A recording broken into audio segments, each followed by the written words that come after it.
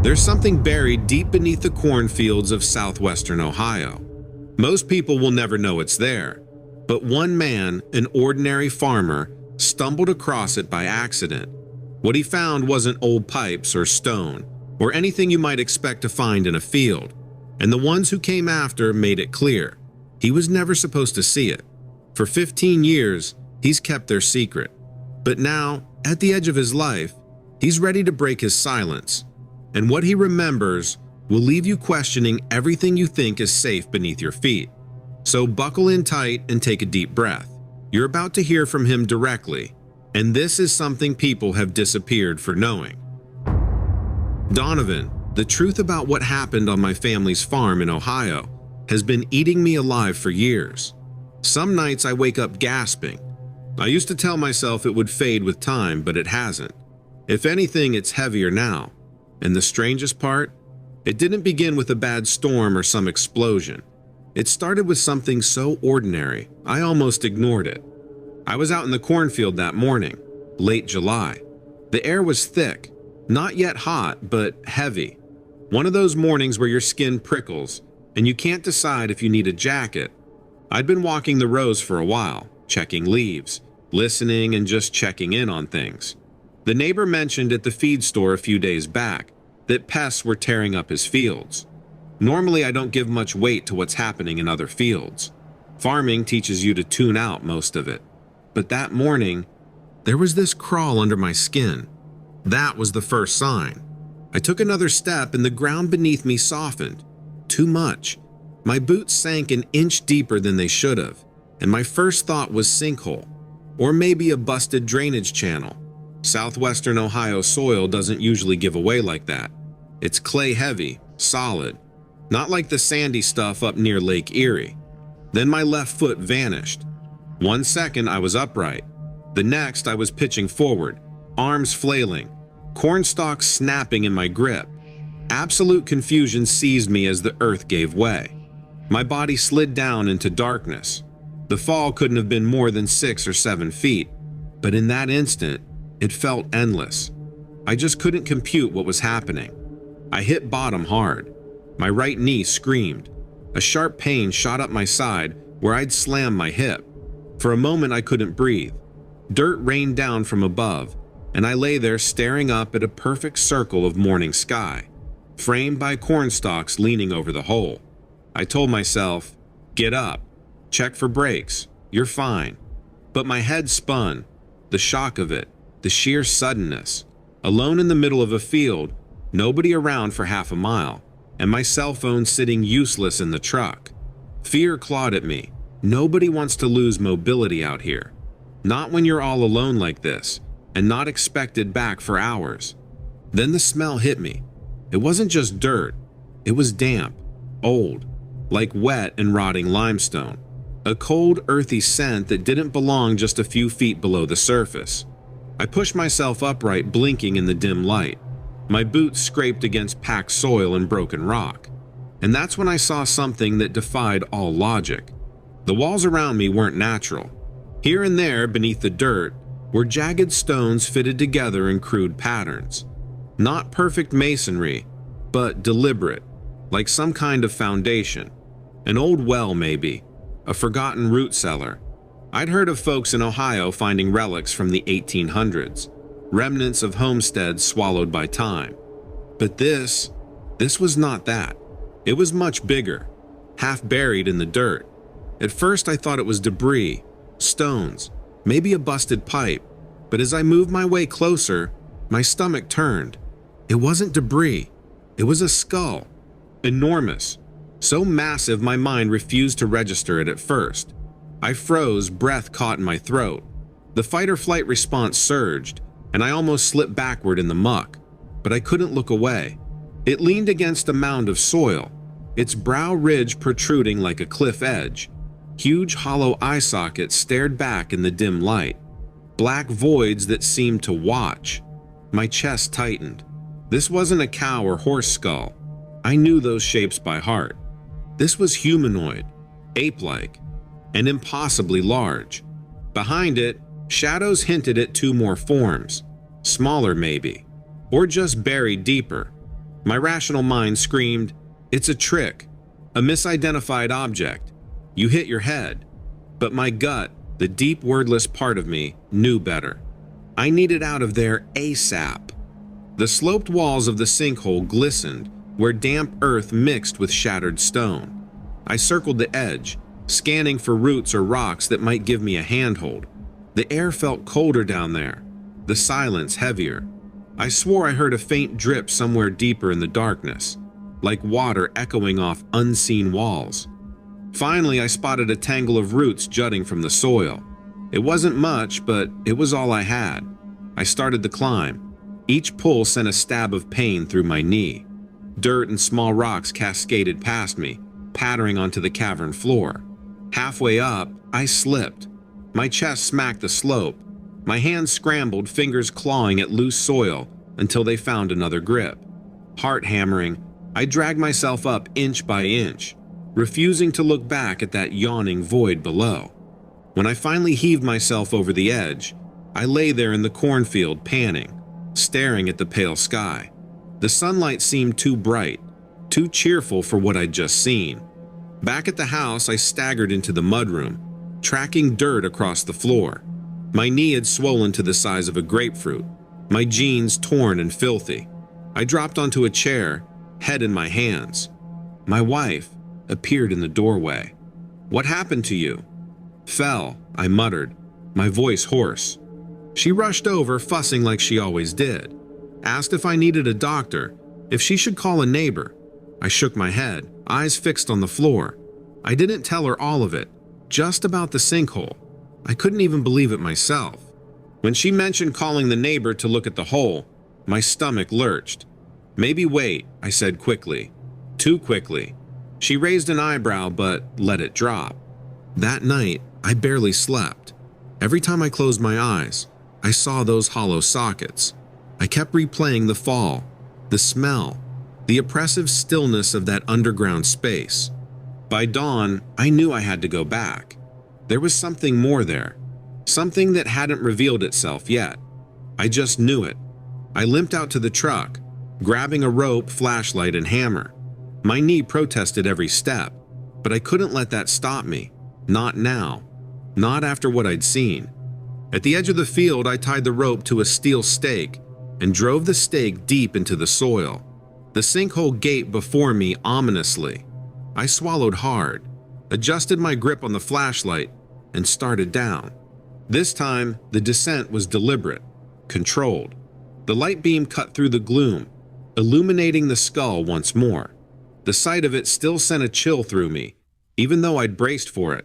But now I saw more. Scattered across the floor were bones, ribs, vertebrae, arm bones, all enormous.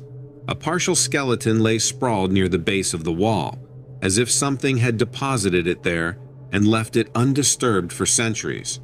I raised the flashlight, tracing the walls higher. The stonework wasn't just random. It curved inward, forming what looked like a collapsed ceiling. This had been a chamber, a built space. But by whom? My hands shook as I lifted the camera I'd brought, snapping photo after photo. Each click echoed like a gunshot in the cavern. I didn't dare use the flash, too afraid it might draw attention somehow. But I couldn't convince myself to stay long. I was quickly overwhelmed and had to get myself out of there.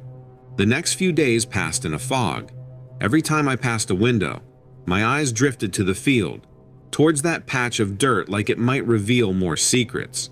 Then came the knock. 2 men, dark suits, no badges, no smiles. "Morning," the taller one said.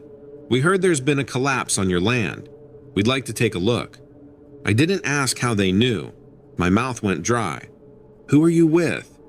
"Just here for your safety," one of them said smoothly. They walked out to the field with me.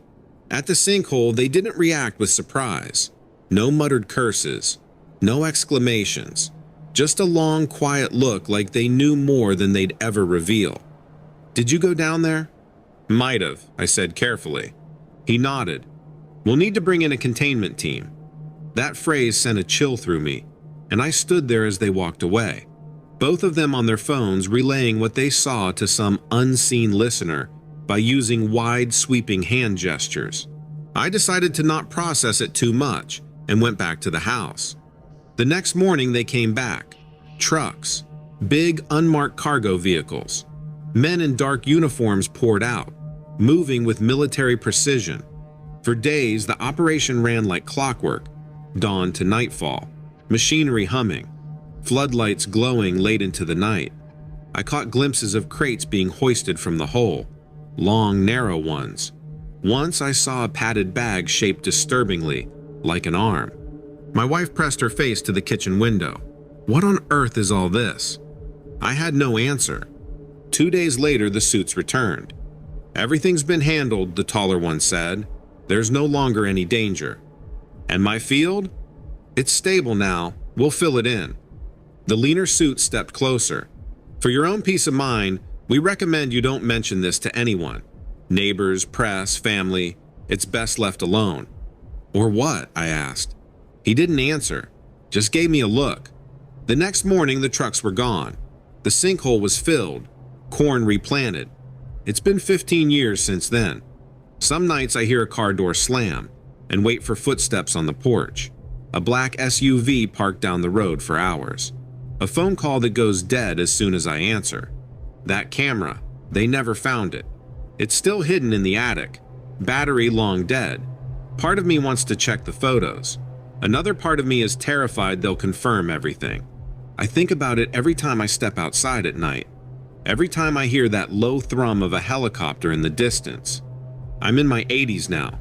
Not much left for them to take from me. That's why I'm telling you, Donovan. Maybe you'll understand. Maybe you'll believe me. Because someone needs to know. And if they're listening, if those men are still watching, I hope they're scared too. They should be. Because whatever was buried under my farm, it wasn't human. It never was human. And I don't think it was any known animal. But mostly, I'm not so sure it was dead either.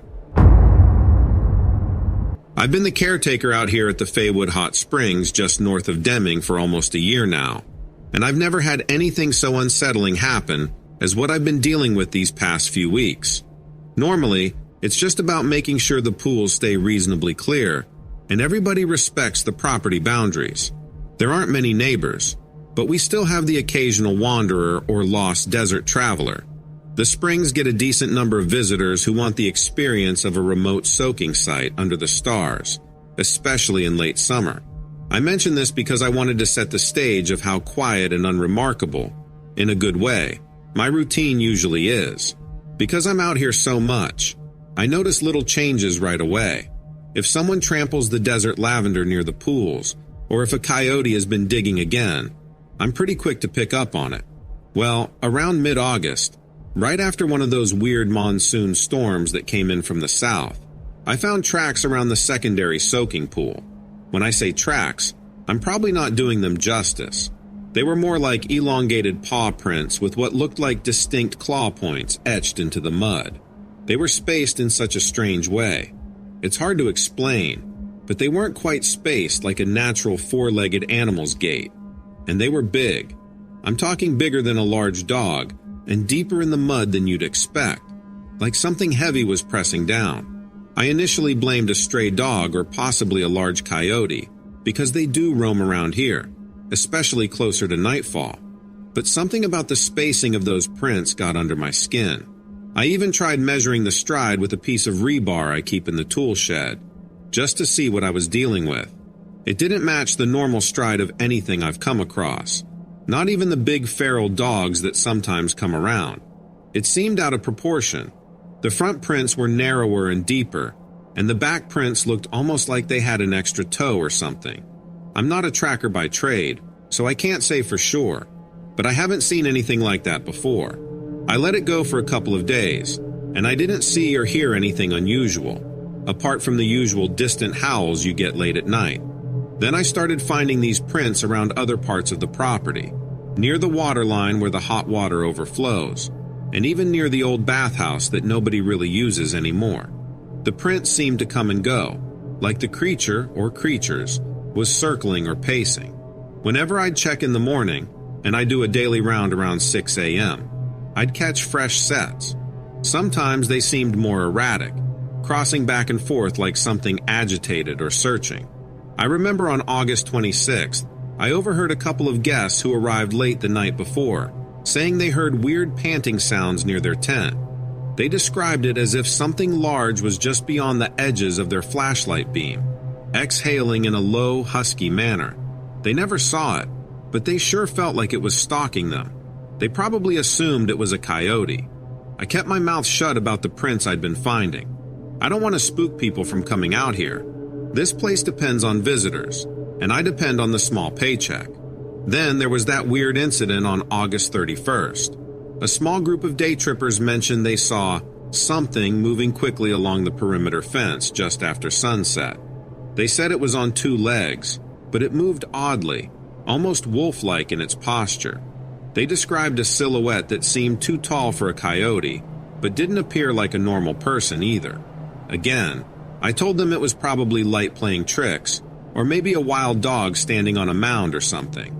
Inside, I had that same uneasy feeling I got when I first noticed the weird footprints. The nights got weirder. A couple of times while doing late checks, I caught whiffs of a foul stench, almost wet dog mixed with something rotten, coming from behind the small row of mesquite trees that line the edge of the property by the southwestern fence line. You learn to identify desert odors, like decaying javelina or roadkill, but this smell was different. It didn't linger in one spot. It moved as if carried by something that was walking around. I'd shine my flashlight out there, see nothing, then catch the smell 15 yards to my left. And that's when I started hearing these low growls, but nothing like a normal dog or coyote. It was deeper, resonant, almost like it had a chest cavity bigger than any canine I've ever encountered. My hair stood up on end every time. No matter how many years you spend outside, you never get used to a growl that sounds, well, unnatural is the best way I can think to describe it. One night I tried to record the sounds on my phone, but naturally, the minute I hit record, everything went quiet. It was so silent I could hear my own breathing. I stood there in the dark with just the moon providing a bit of light. It was a waxing gibbous, so fairly bright, waiting for something to tear through the brush at me, but nothing materialized. Then about 10 minutes later, I heard a sharp yelp from further away near the blacktop that runs out to Highway 61. By the time I got there, all I found were the same claw-like prints in the dirt patches by the roadside. Now, I also want to mention, I went into Deeming for supplies on September 2nd. Had to get more chlorine tablets and some groceries. I stopped into Pepper's supermarket and overheard a random conversation about huge wolf dogs being seen near Cook's Range, and how ranchers had lost a couple of goats. Nothing official, just rumors. But it made me think, maybe something large and canine is indeed moving through the region. But there are no known wolves in southwestern New Mexico that I'm aware of. The Mexican gray wolves are mostly reintroduced up north near the Gila Wilderness, and their territory is well documented. Plus, these prints I'm seeing, they're not matching typical wolf tracks. I don't want to jump to conclusions, but it's pushing me to entertain the idea that there's something else out here.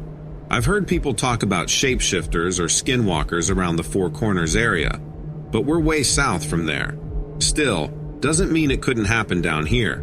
Or maybe some type of cryptid canine that folks have taken to calling Dogman. I'm no expert in that, but I've listened to enough stories where the footprints and the posture kind of align with those accounts.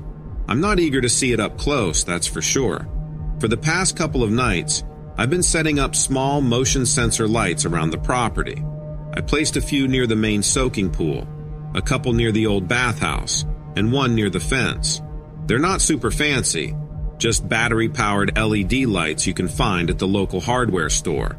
Funny thing is, I found one knocked over and partially damaged the other morning. No footprints leading in or out, but the ground was hard-packed, so that may not mean much. It seems like whatever might be roaming here has some awareness of what I'm doing, or maybe it's just curious. I also have to mention a random detail.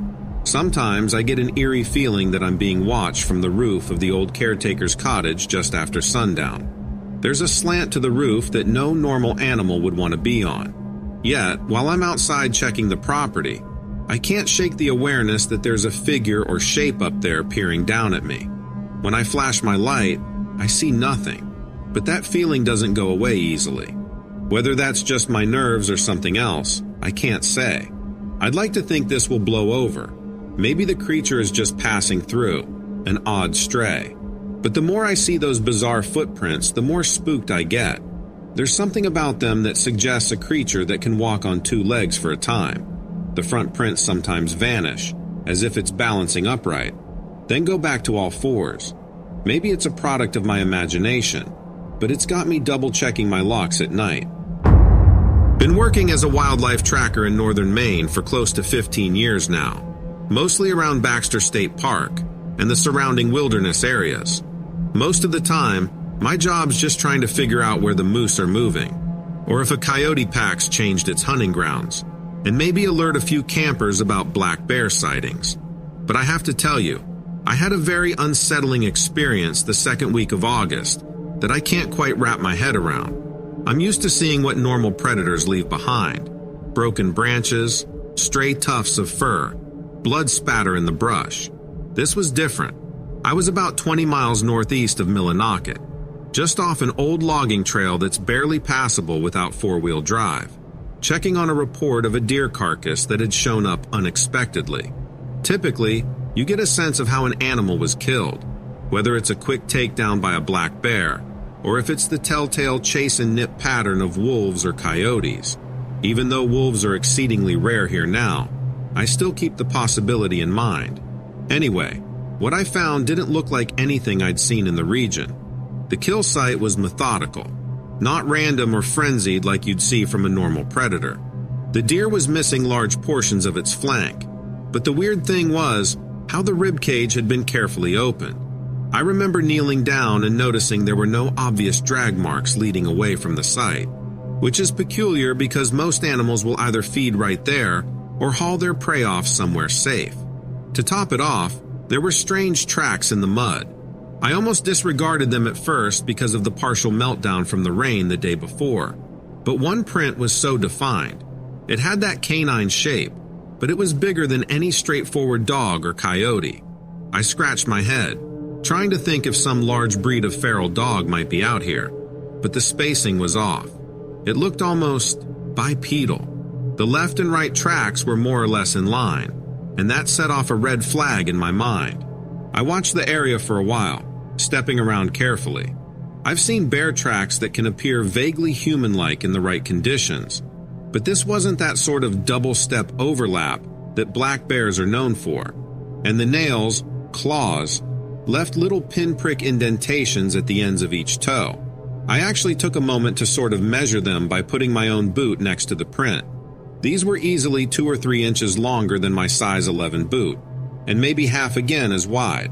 That basically rules out any normal wolf, and we don't really get wolves like that here in Maine anymore anyway. Not officially, at least. I remember talking to one of the local wardens through a shortwave radio about it. He asked if it could be a black bear that had stepped funny. I told him I've seen enough black bear prints to last me a lifetime. This was definitively different. He said he wasn't sure what to tell me, but to record the coordinates and maybe set up a trail cam. Let me be clear, Maine has its fair share of legends, from the old stories about ghostly moose sightings to folk tales whispered around campfires about beasts in the North Woods. But seeing something that felt so deliberate out there got under my skin. I've come across old rumors of something folks sometimes refer to as a dogman, but I was always quick to dismiss them. Thought maybe it was just a local tall tale, like the specters that supposedly roam the Allagash. But I keep coming back to that fresh paw print, if you can even call it that, and the pattern in which this deer was torn apart. No typical pawing or dragging. It's as if something almost surgically opened the carcass up. The rib bones were laid bare, cracked in a line that wasn't jagged or savage. It reminded me more of a collection site, as if this thing needed specific organs and didn't care about the rest. Food sources around that area are plentiful. There are beaver, hares, grouse. A predator wouldn't need to do something so unusual just to get a meal. The best I can guess is that it wasn't a feeding thing at all, more like some primal or territorial display. or maybe about establishing dominance.